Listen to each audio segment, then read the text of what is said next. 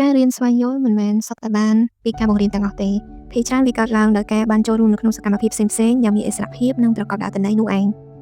ដំណើរការនៃការរៀនគឺជាដំណើរការដែលបុគ្គលម្នាក់ចាប់ផ្ដើមដោយការបើកចំហចិត្តទទួលយកព័ត៌មានឬចំណេះដឹងអ្វីមួយយកមកគិតត្រេះរិះវិភាគពិចារណាបកស្រាយព័ត៌មានទាំងនោះរហូតយល់បានក្នុងជំរៅចិត្តដែលមានព័ត៌មានឬចំណេះដឹងមួយចំនួនអាចធ្វើឲ្យមានការផ្លាស់ប្ដូរទស្សនៈឬមានការយល់ឃើញនៅក្នុងចិត្តនិងបង្កឲ្យកើតមានជាទង្វើឬការប្រព្រឹត្តស្ដែងចេញមកខាងក្រៅឯចំណែកព័ត៌មានឬចំណេះដឹងប្រភេទខ្លះអាចឲ្យគេយកទៅអនុវត្តប្រើប្រាស់ចំពោះទៅរូបភាពឬចម្រើនជាបន្តទៅមុខថែមទៀតផងដែរការរៀនគឺជាដំណើរការពាក្យថាដំណើរការមានន័យសំដៅទៅលើកម្មវិធីឬលំដាប់នៃការប្រព្រឹត្តដែលមានដំណើរទៅមុខជាបន្តបន្ទាប់រហូតដល់សម្រេចបានលទ្ធផលក្នុងកម្រិតណាមួយដូចជាដំណើរការសាងសង់ផ្ទះដែលគេត្រូវគូសប្លង់បុកគ្រឹះរៀបថ្នាំចាក់សសររៀបឥដ្ឋចាក់ប្លង់សេរហូតដល់ការលាយថ្នាំរៀបចំតុបតែងជាបន្តបន្ទាប់រហូតដល់ទីបញ្ចប់ឯដំណើរការរៀនក៏មានវគ្គមានឃ្លាច្រើនដូចគ្នាដែរនិងប្រសិនបើខ្វះខាតដំណាក់កាលណាមួយដំណើរការរៀនទាំងនោះក៏នឹងមិនសូវបានលក្ខណៈសំខាន់សម្រាប់យកទៅអនុវត្តប្រើប្រាស់ឲ្យបានល្អឡើយឯដំណើរការរៀនក៏មានវគ្គមានឃ្លាច្រើនដូចគ្នាដែរនិងប្រសិនបើខ្វះខាតដំណាក់កាលណាមួយដំណើរការរៀននោះក៏នឹងមិនសូវបានពេញលក្ខណៈសម្រាប់យកទៅអនុវត្តប្រើប្រាស់ឲ្យបានល្អឡើយផ្ទុយទៅវិញបើដំណើរការនៃការរៀនប្រព្រឹត្តទៅតាមលំដាប់លំដោយមិនរាំងស្ទះនៅកណ្ដាលផ្លូវទេនោះយើងអាចចាត់ទុកថាជាការរៀនពេញលក្ខណៈហើយគេអាចយកអ្វីដែលរៀននោះទៅប្រើឲ្យកើតជាប្រយោជន៍ឬធ្វើឲ្យកើតមានជាសកម្មភាពដែលនាំឲ្យមានការប្រែប្រួលផ្លាស់ប្ដូរល្អប្រសើរជាងមុនដំណើរការរៀនក៏មិនខុសគ្នាពីដំណាក់កាលអ្វីផ្សេងៗដែរបើខ្វះខាតដំណាក់កាលណាមួយដំណើរការរៀននោះនឹងមិនបានពេញលក្ខណៈឡើយហេតុនេះការរៀនពិតប្រាកដមិនមែនបុគ្គលម្នាក់ៗគ្រាន់តែទទួលយកចំណេះដឹងមកដាក់ក្នុងខួរក្បាលប៉ុណ្ណោះទេតែវាត្រូវឆ្លងកាត់ដំណាក់កាលផ្សេងសំខាន់ជាច្រើនដែលអាចចាត់ទុកថាជាការរៀនពិតប្រាកដបានយើងនឹងពិចារណាអំពីដំណើរការរៀនទៅតាមវិធីខាងក្រោមដំណើរការនៃការរៀនដំណាក់កាលទី1គឺបើកចិត្ត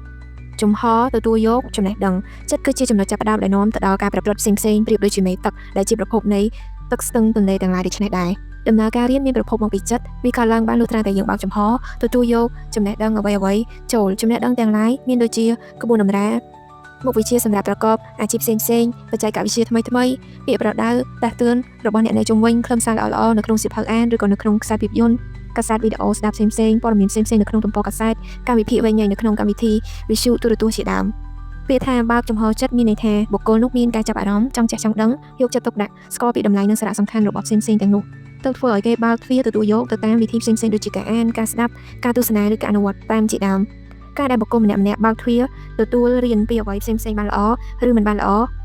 វាអាស្រ័យជាសំខាន់ទៅលើរូបភាពនៅក្នុងចិត្តរបស់បុគ្គលនោះប្រសិនបើបុគ្គលណាមានទំនោរនិយមស្គាល់ពីសារៈសំខាន់នៃចំណេះដឹងមានចិត្តចង់កសាងខ្លួនឲ្យបានល្អប្រសើរមានចរិតនិស្ស័យឧស្សាហ៍ព្យាយាមចេះដាក់ខ្លួនដាក់កាយរៀនសូត្រពីអ្នកដទៃយល់ឃើញថាអ្នកណាក៏អាចយកធ្វើជាគ្រូបានដែរពេលនោះបុគ្គលនោះនឹងមានទំនោរទៅរកការស្រូបយកចំណេះផ្សេងបានល្អផ្ទុយទៅវិញបើបុគ្គលនោះបែរជាមានទំនោរនិយមមិនស្គាល់ពីតម្លៃនៃចំណេះដឹងគ្មានបំណងនឹងកសាងខ្លួនឲ្យកាន់តែប្រសើរចាប់អារម្មណ៍ទៅលើតែការសេពសោយស្រណុកសុកស្រួលតែម្យ៉ាងជាប់និស្ស័យខ្ជិលច្រអូសពូកែអួតឆ្លាតអួតពូកែគិតថាខ្លួនអស្ចារ្យជាងអ្នកដទៃជាដើមបុគ្គលនោះមានលក្ខណៈជាអ្នកបិទទ្វារមិនព្រមទទួលយកការរៀនសូត្រពីអ្នកណាទាំងអស់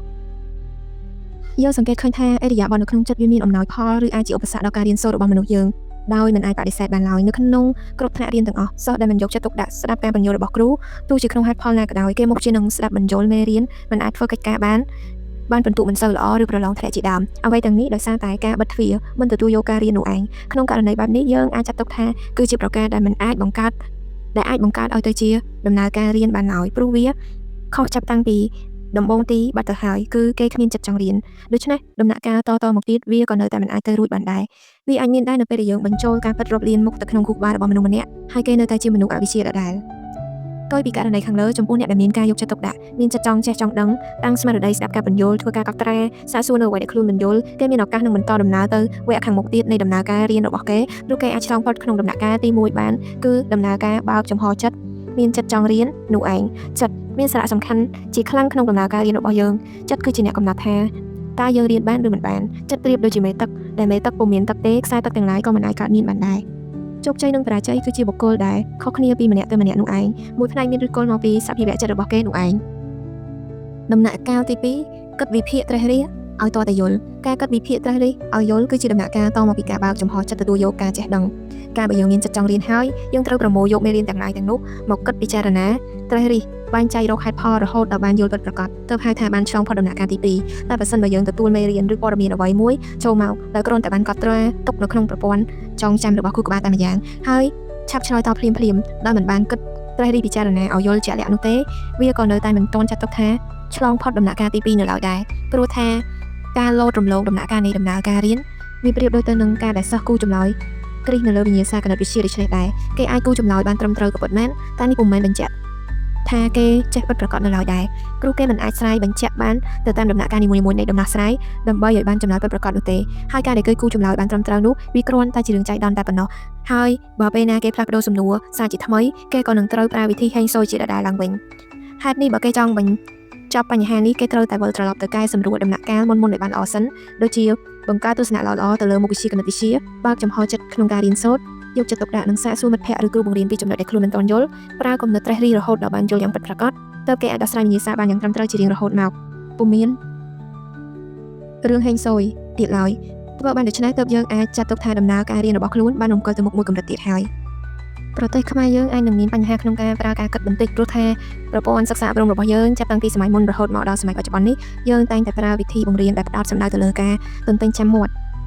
ដូចជាមុខវិជ្ជាប្រវត្តិសាស្ត្រជាដើមយើងចូលចិត្តឲ្យសិស្សចងចាំទៅលើហេតុការណ៍នោះកើតឡើងនៅឆ្នាំណាមានតកតងនឹងជួនណាខ្លះទីកន្លែងណាខ្លះហើយយើងមកជាពុំសូវយកចិត្តទុកដាក់បង្រៀនឲ្យសិស្សចេះវិធីចេះវិញ្ញាពិចារណាអំពីរឿងហេតុដែលកើតឡើងនៅក្នុងប្រវត្តិសាស្ត្រអ្វីប៉ុន្មានទេតាមពិតយើងគួរតែទម្លាប់ឲ្យគេរៀនធ្វើការវិភាគវិញ្ញាពិចារណាពីប្រវត្តិសាស្ត្រដើម្បីយុវជនជំនាន់ក្រោយបាននាំមេរៀនពីអតីតកាលយកមកប្រើជាប្រយោជន៍ក្នុងបច្ចុប្បន្នឬដើម្បីការពារបញ្ហាផ្សេងៗនាពេលអនាគតផងដែរបើយើងអាចធ្វើបានដូច្នេះវាជាការជួយបង្ហាត់ឲ្យយុវសិស្សរបស់យើងបានរៀនគិតពិចារណាមានភាពស្ទាត់ជំនាញក្នុងការប្រើហេតុផលនិងដោះដាលខាងប្រាជ្ញាស្មារតីបានល្អដែលប្រសើរជាងការរៀនតាមតែមេរៀនផ្សំស្រេចមិនចេះប្រើការគិតរបស់ខ្លួនឯងពូកែតែខាងប្រើអារម្មណ៍ក្នុងការសម្រេចចិត្តដែលជាការបង្កបញ្ហាដដែលៗដល់ខ្លួនឯងនិងសង្គមជាតិដែលមិនចេះចប់មិនចេះហើយនោះឯង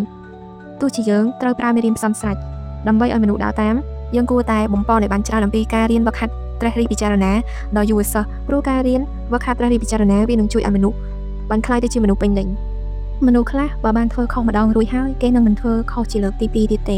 េគេអាចនឹងធ្វើខុសលើរឿងផ្សេងទៀតតែមិនមែនរឿងដដែលសារជាថ្មីទៀតឡើយអ្វីទាំងនេះគឺដោយសារតែគេបាននាំមេរៀនចាស់ឬកំហុសឆ្គងដែលធ្លាប់មានពីមុនយកមកវែកញែកត្រេះរិះពិចារណារហូតដល់មើលឃើញច្បាស់ថាកំហុសឆ្គងទាំងនោះកើតឡើងដោយសារអ្វីតើខ្លួនត្រូវកែលម្អកសាងវាឡើងវិញដូចម្តេចខ្លះមានប្រធានគ្រប់គ្រងក្រុមហ៊ុនមួយកន្លែងបានសន្មតក្នុងចិត្តថាមនុស្សយើងគឺជាអ្នកដែលមានចិត្តគំនិតទទួលខុសត្រូវខ្ពស់មានការរីកចម្រើនហេតុនេះគេមិនចាំបាច់ប្រើទម្លាប់ឬក្រិតក្រមយកមកគ្រប់គ្រងឲ្យជ្រុលហួសហេតុពេកឡើយដោយគ្រាន់តែផ្ដល់កិត្តិយសលើកតម្លៃដល់អំពើល្អរបស់គេនិងផ្ដល់ឥស្សរភាពដល់គេប្រកាសជានឹងសម្ដែងអាកប្បកិរិយាយ៉ាងសមរម្យត្រឡប់មកវិញជាមិនខានគិតឃើញដូច្នេះហើយលោកប្រធានក៏ប្រកាសឈប់ឲ្យមានការចុះហត្ថលេខាលើបញ្ជីម៉ោងចេញចូលធ្វើការដោយសង្ឃឹមថាបុគ្គលិកអ្នកធ្វើការទាំងអស់គេនឹងគោរពវិន័យរក្សាកិត្តិយសរបស់ខ្លួនឯងមិនកេងយកចំណេញពីលើក្រុមហ៊ុនដោយចូលក្រោយម៉ោងឬចេញមុនម៉ោងធ្វើអ្វីឡើយលុះដល់ពិនិត្យជាក់ស្ដែងពួកគេមិនបានធ្វើដោយលោកប្រធានគាត់គិតឯណាពេលដែលពុំមានច្បាប់ទម្លាប់សម្រាប់គ្រប់គ្រងបុគ្គលិកភាគច្រើនស្ទើរតែ 90% សុទ្ធតែចូលធ្វើការយឺតហើយចេញមុនម៉ោងជារៀងរាល់ថ្ងៃមានអ្នកខ្លះម៉ោង 9 ឬម៉ោង 10 ចូលធ្វើការហើយអ្នកមួយចំនួនទៀតចេញពីធ្វើការមុនម៉ោងប្រហែល 1 ម៉ោងឯណោះក្រោយពីនោះមក 3 ខែលោកប្រធានបានប្រកាសច្បាប់ឲ្យបុគ្គលិកគ្រប់គ្នាត្រូវចុះហត្ថលេខាសារជាថ្មីឡើងវិញចាប់ពីពេលនោះមកក៏មិនដែលនឹកនាថានឹងប្រកាសឈប់ប្រើច្បាប់លើសលាអ្វីទៀតឡើយដោយសារតែគាត់បាននាំយកហេតុការណ៍ដែលកើតឡើងនោះមកពិគ្រោះពិចារណារហូតដល់ភ្លឺភ្នែកកើតជាបញ្ញានិងសរុបក្តីសន្និដ្ឋានថាមនុស្សមិនមែនជាអ្នកដែលមានចិត្តគំនិតរក្សានៅអំពើល្អខ្ជាប់ខ្ជួនអ្វីឡើយការបើមានឱកាសគេនឹងប្រព្រឹត្តនៅអំពើដែលមិនសមរម្យមានចរិតអាត្មានិយមយកប្រៀបលើលក្ខណៈជានិច្ចហើយនេះគេចាំបាច់ត្រូវមានទម្លាប់បត់បែនដ៏តឹងរឹងដើម្បីគ្រប់គ្រងយុគបច្ចុប្បន្នជាសម័យដែលសម្បូរហូរហៀរទៅដោយទិន្នន័យព័ត៌មានមកពីគ្រប់ទិសទីជុំវិញពិភពលោកដែលចាក់ទាំងគំនោមកលើសង្គមយើងគ្រប់ពេលវេលាទិន្នន័យព័ត៌មានទាំងនោះមួយចំនួនមានប្រយោជន៍សម្រាប់មនុស្សទូទៅហើយមួយចំនួនទៀតមានប្រយោជន៍សម្រាប់តែមនុស្សក្នុងក្រុមណាមួយតែប៉ុណ្ណោះហើយក៏មានខ្លះទៀតដែរបង្កប់ទៅដោយពឹសពុលដែលអ្នកទទួលខ្លះមិនទាំងបានដឹងខ្លួនផងហេតុនេះលោកអ្នកដែលទទួលយកទិន្នន័យព័ត៌មានទាំងនោះមិនគួរបើកចំហចិត្តទទួលយកអ្វីគ្រប់យ៉ាងទាំងបិទភ្នែកនោះទេយើងគួរតែចេះត្រិះរិះពិចារណាចែករំលែកព័ត៌មានទាំងនោះឲ្យដឹងថាព័ត៌មានបែបណាដែលមានប្រយោជន៍បែងចែកឲ្យដឹងថាព័ត៌មានបែបណាដែលមានប្រយោជន៍ដែលគួរតែយកមករៀនសូត្រព័ត៌មានបែបណាដែលពុំមានប្រយោជន៍ឬបង្កប់ទៅដោយល្បិចកលពឹសពុលយើងក៏មិនគួរទទួលវាមកដោយឲ្យវាមានឥទ្ធិពលនៅលើជីវិតរបស់ខ្លួនយើងឡើយជោគជ័យដ៏ពិតប្រាកដរបស់មនុស្សក្នុងសម័យបច្ចុប្បន្នវាអាស្រ័យទៅលើសមត្ថភាពនៃការគិតត្រេះរិះពិចារណាចេះជ្រើសយកចំណេះណាដែលមានប្រយោជន៍មកអនុវត្តប្រើប្រាស់ទៅរកភាព រីចម្រើនជឿនលឿននិងជួយជំរុញឲ្យមានសកម្មភាពជីវវិជ្ជមានរបស់ខ្លួនបានផ្ទុយទៅវិញយើងក៏ត្រូវចេះកម្ចាត់ចោលនូវព័ត៌មានឬគំនិតណាដែលមានលក្ខណៈមិនល្អឲ្យវាចេញផុតពីដំណើរទទួលដឹងរបស់យើងផងដែរដំណាក់កាលទី3ការរៀនត្រូវតែនាំទៅដល់ការអនុវត្តប្រើប្រាស់ទៅរកភាពចម្រើនជឿនលឿនក្នុងផ្លូវល្អផ្លាស់ប្ដូរទស្សនៈនិងការលើកតម្លៃការរៀនអ្វីៗក៏ដោយពេលដែលចូលមកដល់ដំណាក់កាលទី2គឺការគិតត្រេះរិះពិចារណារហូតបានយល់ច្បាស់នោះហើយវានឹងនាំឲ្យកើតមានផលពីរយ៉ាងអាចជាផ្លូវណាមួយឬទាំងពីរផ្លូវតែម្ដងគឺដើម្បីអនុវត្តប្រើប្រាស់ភាពរីកចម្រើនជឿនលឿនក្នុងផ្លូវល្អនិងដើម្បីផ្លាស់ប្ដូរទស្សនៈការលើកតម្លៃទី1អនុវត្តប្រើប្រាស់ដើម្បីភាពរីកចម្រើនជឿនលឿនការរៀនដ៏ពិតប្រាកដគឺកើតមាននៅពេលដែលយើងសិក្សាស្វែងយល់ទៅលើទិន្នន័យឬព័ត៌មានបានច្បាស់លាស់ហើយនាំអ្វីដែលខ្លួនបានរៀនចេះយកមកអនុវត្តប្រើប្រាស់ឲ្យកើតជាប្រយោជន៍ក្នុងផ្លូវល្អចំពោះខ្លួនឯងចំពោះបុគ្គលដែលខ្លួនស្រឡាញ់ឬចំពោះសង្គមជាតិទាំងមូលឧទាហរណ៍អ្នកដែលមានចំណេះដឹងផ្នែកច្បាប់គេនឹងមិនមានឈ្មោះថាជាអ្នកចេះដឹងពិតប្រាកដបានទេដរាបណាគេមិនអាចយកចំណេះដឹងផ្នែកច្បាប់មកអនុវត្តឲ្យប្រើការកើតជាប្រយោជន៍ក្នុងផ្លូវល្អទាំង3កម្រិតគឺទី1ប្រើជាប្រយោជន៍ចំពោះខ្លួនឯងជាការប្រើប្រាស់ចំណេះដឹងដោយចាប់ផ្ដើមពីរឿងតូចៗជាមុនគឺដើម្បីខ្លួនឯងដូចជាការការពារខ្លួនឲ្យផុតពីការគៀបសង្កត់សង្កិនផុតពីការដើរខ្សែលើរបស់អ្នកដទៃមិនឲ្យលងខ្លួនទៅប្រព្រឹត្តអំពើខុសច្បាប់ប្រកបមុខរបរដោយសុចរិតប្រកាន់ជាប់នៅសិលធម៌វិជ្ជាជីវៈជាដើមទី2ប្រើជាប្រយោជន៍ចំពោះបុគ្គលដែលខ្លួនស្រឡាញ់ជាការប្រើឈានទៅរកការប្រើជាប្រយោជន៍សម្រាប់បុគ្គលដែលខ្លួនស្រឡាញ់ដូចជាការថែរក្សាការពារផលប្រយោជន៍គ្រួសារការធ្វើជាទីប្រឹក្សាខាងច្បាប់ឲ្យដល់ញាតិមិត្តក្នុងរឿងរ៉ាវផ្សេងៗជាដើមនិងទី3ការប្រើជាប្រយោជន៍ចំពោះសង្គមជាការឈានទៅរកការប្រើជាប្រយោជន៍ដែលទូលំទូលាយជាងមុនអាចជារូបភាពនៃការបម្រើសេវាផ្លូវច្បាប់ដល់អ្នកដែលទន់ខ្សោយអ្នកដែលរងនូវភាពអយុត្តិធម៌ក្នុងសង្គមឬឈរឈ្មោះបោះឆ្នោតជាសមាជិកសភាដើម្បីជួយរៀបចំតាក់តែងច្បាប់រដ្ឋត្រេះរិះលើកយកសំណើច្បាប់ណាដែលមានប្រយោជន៍ដល់ប្រជាជនជាដើមផ្ទុយពីនេះទៅវិញបុគ្គលណាដែលគ្រាន់តែមានចំណេះឬគ្រាន់តែចេះជ្រៅជ្រះចេះច្បាប់ពេញខ្លួនយ៉ាងណាក៏ដោយតែបើមិនបានយកចំណេះទៅប្រើឲ្យកើតជាប្រយោជន៍ក្នុងផ្លូវល្អទេតែត្រឡប់មកធ្វើជាកិច្ចសន្យាខុសនាំឲ្យខូចខាតទ្រព្យសម្បត្តិដោយមិនចាំបាច់ឬអាចការពារផលប្រយោជន៍របស់ក្រុមញាតិមិត្តបានទេតែបែរជាយកចំណេះខាងផ្លូវច្បាប់ទៅបម្រើប្រយោជន៍របស់ខ្លួននឹងបាក់ពួកដោយឧបាយកលទុច្ចរិតណាមួយបុគ្គលនោះនឹងមិនមានឈ្មោះថាជាអ្នកដែលបានឆ្លងកាត់ដំណើរការរៀនពេញលក្ខណៈឡើយអ្នកច្បាប់មួយចំនួនសុខចិត្តទទួលបម្រើអ្នកមានអំណាចដើម្បីស្វែងរកផលប្រយោជន៍សម្រាប់ខ្លួនឯងរហូតដល់សុខចិត្តហែកចោលនូវគុណធម៌ចរិយាធម៌ទាំងមុខក្រាស់ខ្មឹកព្រមទាំងធ្វើគ្រប់យ៉ាងដើម្បីការពារចៅហ្វាយឬការពារកូនក្តីហ៊ានប្រើគ្រប់ល្បិចកលថោកទាបជន់ឈ្លីជន់ស្លូតត្រង់បុគ្គលប្រភេទនេះគ្រាន់តែជាអ្នកចេះដឹងខ្លាំងៗប៉ុណ្ណោះនិងជាការគួរឲ្យសោកស្ដាយអំពីសមត្ថភាពដែលគេមានបើសិនបើគេយកចំណេះទាំងនោះមកប្រើជាប្រយោជន៍ដល់សង្គមនិងប្រទេសជាតិបានពេញលេញនោះវានឹងទោះ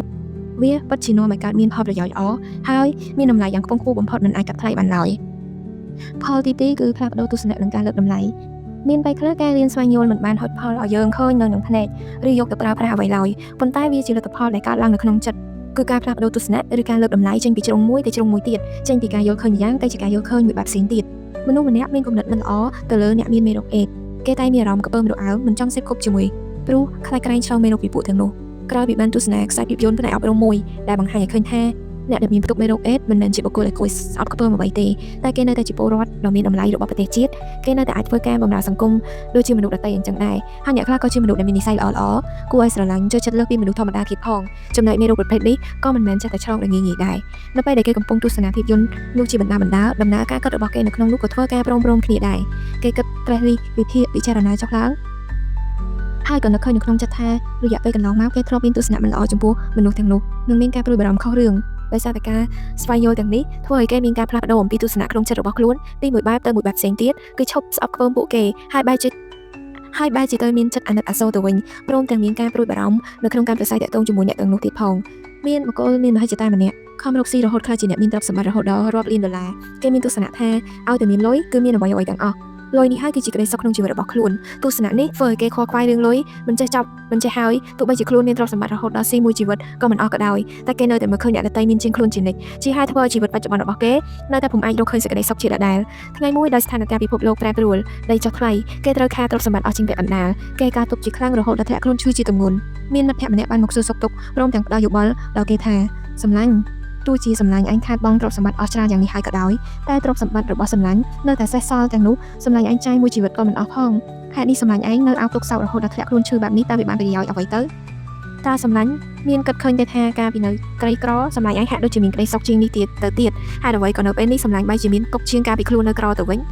និយាយចាប់មិត្តភក្តិនោះក៏ប្រកល់សៀវភៅពី3ក្បាលឲ្យទៅសម្លាញ់របស់គាត់យកទៅអានក្រោយពីនោះប្រហែលជាមួយខែឆ្លងកាត់ដំណាក់កាលរៀនត្រាស់រិះពិចារណាមកបុគ្គលនោះក៏ត្រឡប់ទៅជាមានទស្សនៈមួយផ្ទុយពីមុនដែលថាលុយកាក់មិនមែនជាអ្វីគ្រប់យ៉ាងរបស់មនុស្សនោះទេជាពិសេសគឺសេចក្តីសុខបើយើងនៅតែលោភលន់ទោះជាយើងមានលុយកាក់ច្រើនប៉ុណ្ណាក៏ដោយក៏មិនមានក្តីសុខបានដែរផ្ទុយទៅវិញបើចិត្តរបស់យើងវាចេះគ្រប់គ្រាន់ចេះល្មមរស់នៅក្នុងខ្ទមបាយជាមួយនឹង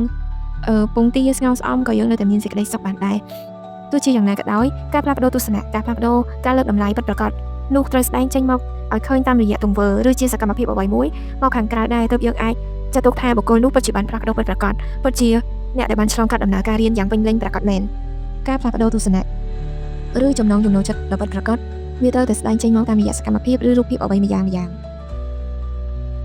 ក្នុងករណីទី1បរិសុទ្ធនោះត្រូវបង្ហាញឲ្យឃើញពីសកម្មភាពផ្សេងៗដូចជាការនិយាយរាក់ទាក់ជាមួយអ្នកមានមេរោគអេដសយ៉ាងជិតស្និទ្ធអាចរួមបរិភោគអាហារជាមួយពួកគេធ្វើជាមិត្តរបស់ពួកគេជួយផ្ដល់ការលើកកម្លាំងចិត្តដល់ពួកគេនៅពេលដែលពួកគេបាក់ទឹកចិត្តជាដើមហើយក្នុងករណីទី2បុគ្គលដែលធ្លាប់ឃើញលុយជាធំត្រូវបង្ហាញឲ្យឃើញថាខ្លួនមិនជាប់ជំពាក់នឹងលុយហួសហេតុទៀតទេមានអ្វីផ្សេងទៀតជាច្រើនដែលមានសារៈសំខាន់ក្នុងជីវិតរបស់យើងដូចជា